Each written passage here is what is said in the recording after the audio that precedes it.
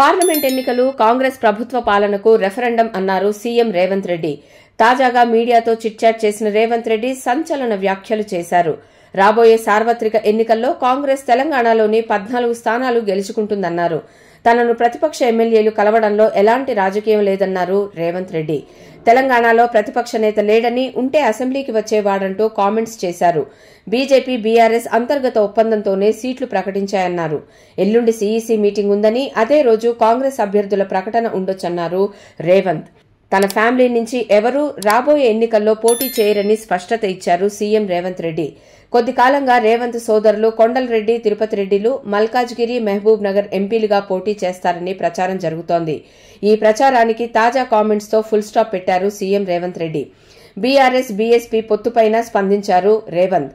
RS Praveen Kumar తమకు మిత్రుడేం కాదన్నారు. Tax payers కు రైతు బంధు ఎందుకని ప్రశ్నించారు రేవంత్.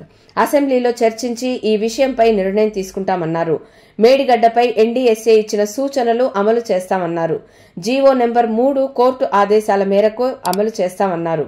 అన్ని ప్రైవేట్ యూనివర్సిటీలపై విచారణ జరుపుతామన్నారు. కాంగ్రెస్ అధికారంలోకి వచ్చాక ఇసుక ఆదాయం, జీఎస్టీ ఆదాయం పెరిగిందన్నారు.